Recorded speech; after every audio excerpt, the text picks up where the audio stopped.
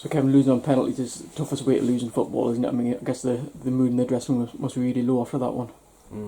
Yeah. Yep, you've hit the nail on the head. Gutted for the players, absolutely gutted for them. They're devastated in that dressing room, as you could imagine.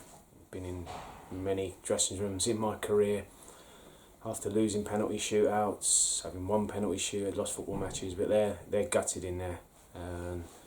They worked their socks off tonight, and we just couldn't quite get over the line. And we're all deflated, of course, because we had an opportunity to win it. So yeah, it's not really a time now, as I said to the players, to dissect this evening's game. It's more just of a general sum up of the season, which I said to them there. But from the lads that were brave enough to step up and take the penalties, I give them credit, because I've been there and it's tough.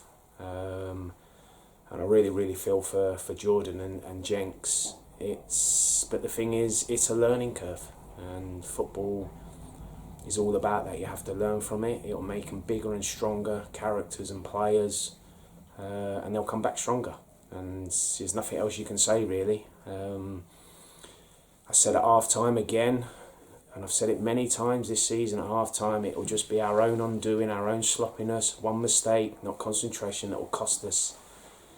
And the goal tonight from, John held his hands up at the end there. It was a mistake that got them back into the game, and until you start cutting those mistakes out, you get punished. It doesn't matter what league you're playing. But again, it's not about the blame game. We're all in it. We're all in it together. We all take the blame collectively, but I'm gutted for the players. I'll shoulder most of the blame. I was brought here to get this club promoted. I've fallen short, so I'll take the whole of the blame if that's what's needed. I'm sure there'll be plenty of people on social media now who can blame me for it, but that's fine. I'm broad enough, I'm big enough shoulders, I can take it. But I'll defend those players to the hilt. Their keeper's pulled off an incredible save at the end there when I thought he was going to score, but then so did Miles with a header. So it was a game that I thought we could win this evening. But again, I give massive credit to Warrington to come here after getting beat 2-0 away at Matlock at the weekend, travel all the way here to go to extra time and then win it on penalties. Credit to them and well done. But yeah, naturally we're devastated. It's a huge disappointment at the end of that one, but how much motivation do you think this will give yourself and the rest of the lads to go again next season and put things right next season? Massive motivation for me. I come in at a stage of the season, of course, where we were near the top of the league. I think we were second at the time. We managed to get top, and then we just couldn't maintain it. I think those 4 away games on a bounce, really hurt us. But we struggled away from home, and that needs to be addressed, and it will be. But again, experiences like this, you have to learn from it. I have to learn from it, and I will. I'll say now, there'll be players in that dressing room that won't be here next year, and there'll be players there that will be, but there'll be new players added. It needs an overhaul. I need new players in, and I'm going to have to make tough decisions, but I'm not afraid to do it. And that's what I've been brought here for. So I'm sure, hopefully I'll have the backing of Jeff, who's been incredible this season. We're all desperate to get promoted.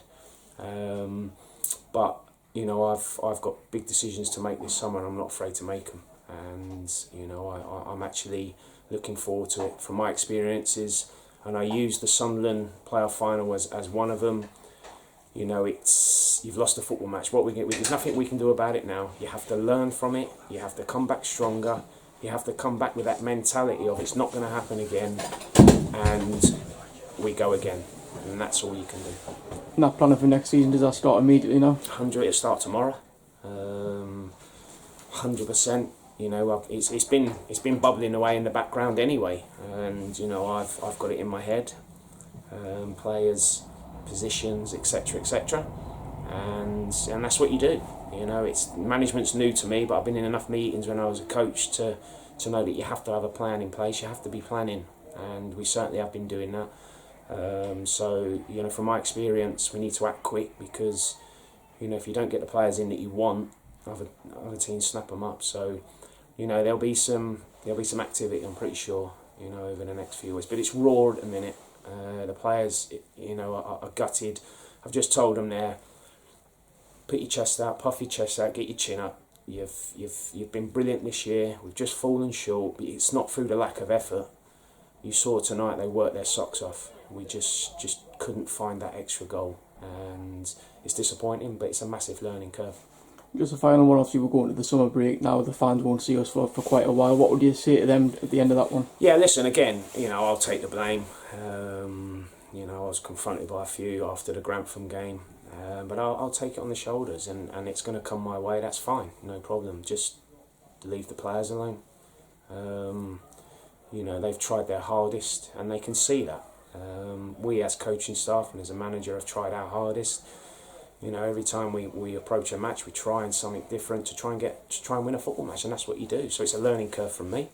But you know, I've told the players now to go away, rest up, enjoy their time with their family.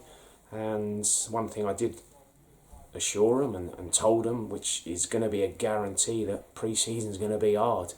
Because one of the things I probably felt since I've been in, that they could be fitter in my eyes, especially being full time. I think the only time we really ran over a team in the second half was Nantwich when we were 2-0 down.